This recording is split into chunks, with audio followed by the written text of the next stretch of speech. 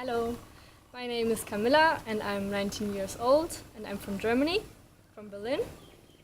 And I'm here for 8 weeks and it's very nice. The weather is good, we have like 30 degrees every day. It's very nice and hot. The accommodation is very good, it's very clean and we have enough room.